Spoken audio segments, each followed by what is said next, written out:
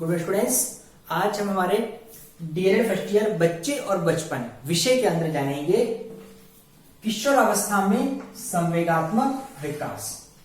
जैसा कि हमको पता है कि ये एक ऐसी अवस्था है, संघर्ष और तूफान की अवस्था है, जिसके अंतर्गत बच्चों के अंदर काफी बहुत कुछ परिवर्तन देखने को मिलता है और इन्हीं परिवर्तनों के फलस्वरूप उसकी संवेगात्मक व्यवहार में भी काफी कुछ देखने को मिलता है। उसके संवेग काफी आक्रोश हो जाते हैं, उसके संवेगों पर उसका हो सकता है उसके संवेग पे उसका कंट्रोल नहीं रह पाए। इस तरीके से किशोरावस्था में संवेग तीव्र हो जाते हैं और संवेगात्मक व्यवहार या विकास इसका काफी तेजी से देखने को मिलता है। अब किस तरीके से हम इसको समझ लेते हैं।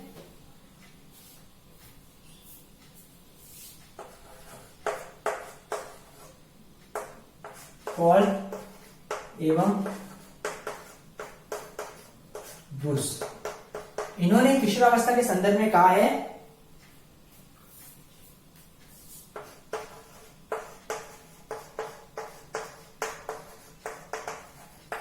किशोरावस्था के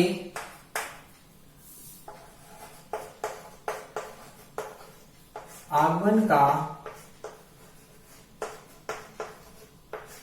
मुख्य चिन्ह, किशोरावस्था के आगमन का मुख्य चिन्ह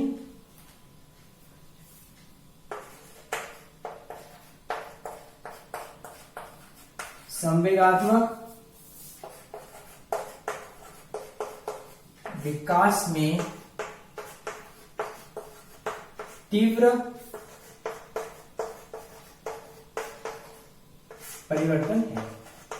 यानी कि जो बालकों के अंदर जो संवेगात्मक विकास होता है वो तीव्र परिवर्तन, तेजी से बदलाव होने लगता है। इसका मतलब किशोरावस्था के आगमन के चिन्ह दिखाई देने को दिख जाते, असर उसका पड़ जाता है। क्योंकि इसमें जो परिवर्तन बालक के जीवन में होते हैं, यानी कि बालक किशोर बन गया, ठीक है ना, जो परिवर्तन देखने को मिलते हैं उसी से उसके संवेगात्मक व्यवहार में भी परिवर्तन के उसके चिन्ह देखने को मिल जाएंगे। तो इस तरीके से ये किशोरावस्था के बारे में बताया क्या है पॉल एवं ब्रूस ने।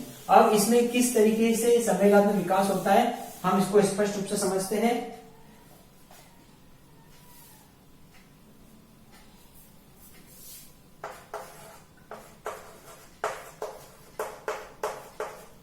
किशोर की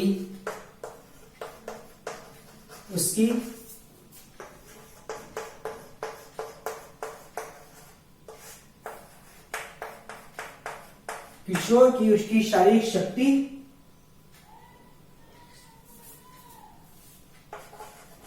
की उसके संवेग पर स्पष्ट छाप होती है।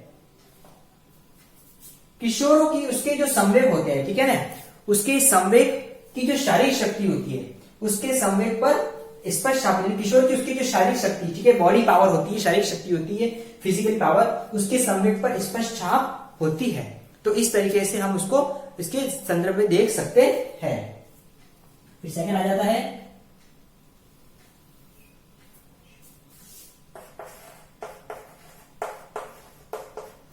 किशोर के ज्ञान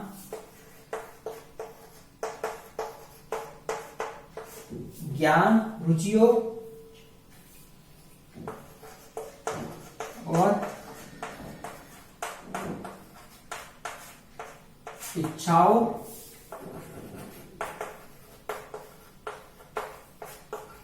की वृद्धि के साथ, इच्छाओं की वृद्धि के साथ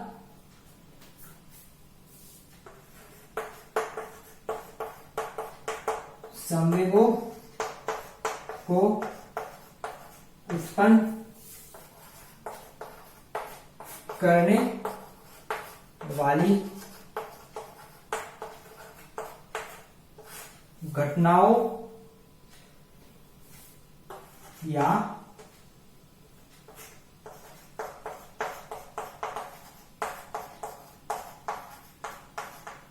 परिस्थितियों में परिवर्तन हो जाता है। एक बात यहां पर यह भी देखने को मिलती है कि किशोर के ज्ञान, रुचि और इच्छाओं की वृद्धि के साथ, ठीक है, किशोरों में जो इनके नॉलेज होते हैं, इनके जो इच्छाएं होती है, इनके जो इंटरेस्ट, रुचियां होती है, इनके वृद्धि के साथ क्या होता है, संवेगों को उत्पन्न करने वाली जो घटनाएं होती है, यानी कि वे घटनाएं जिससे किशोरों के संवेग उत्पन्न होते हैं, उन घटनाओं या परिस्थितियों में परिवर्तन हो जाता है। यानी कि संवेगों को उत्पन्न करने वाली घटना या परिस्थितियां भी इस अवस्था में परिवर्तित या बदलते हुए देखने को मिलती है। इसके बाद नेक्स्ट इसकी विशेषता है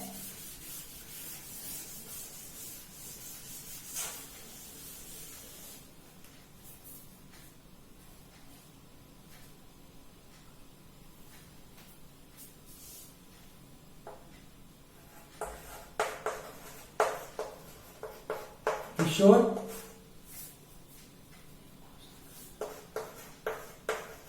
प्रेम, दया, क्रोध,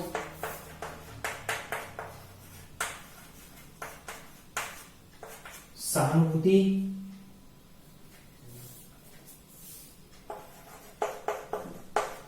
आदि संवेग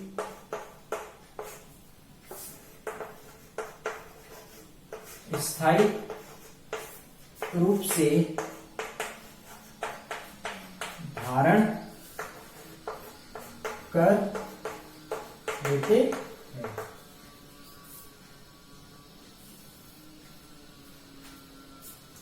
किशोर इस अवस्था में क्या होता है, इनके अंदर का जो बिल्कुल ये कुछ समय के जैसे प्रेम है, दया है, क्रोध है, सहानुभूति है आदि जो संवेग स्थायी रूप से धारण कर लेते हैं, यानी उन पे स्थायी पकड़ पड़ा लेते हैं और इस पर वो अपना परिवर्तन या अपना कंट्रोल नहीं देख पाते हैं, यानी ठीक है, इस पर वो अपना नियंत्रण नहीं रख पाते और इसको स्थायी रूप से अपने अंदर धारण कर लेते हैं। अगला है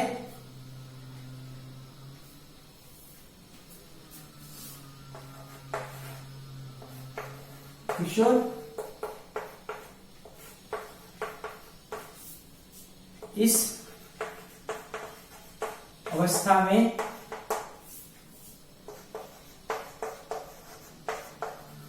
विभिन्न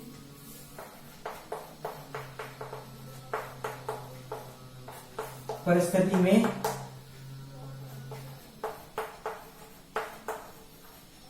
विभिन्न व्यवहार करता है।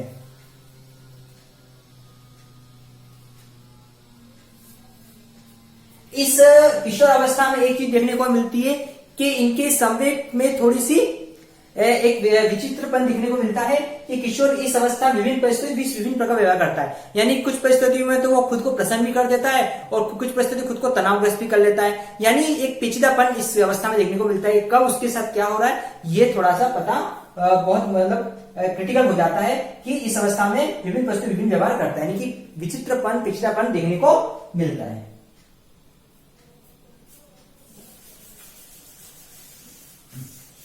इसके बाद अगला आ जाता है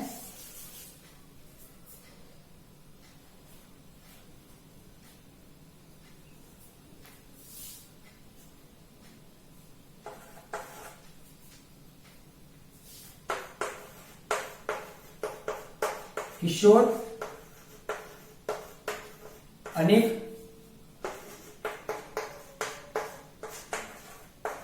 बातों के लिए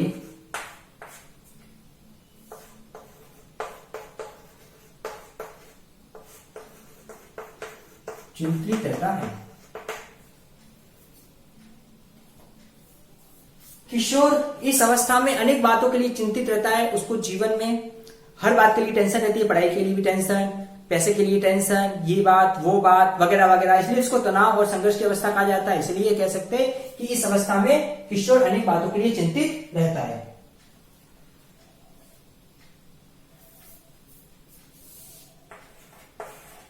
और अंतिम है किशोर को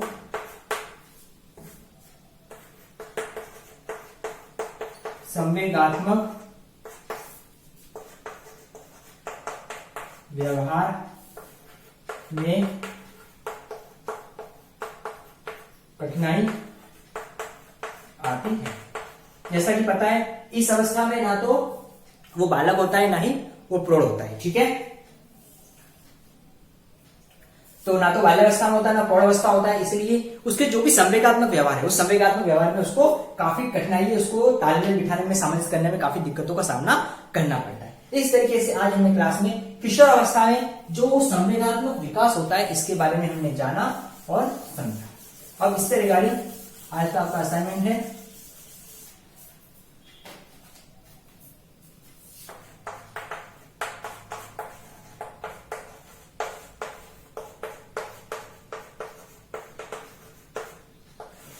किशोरावस्था में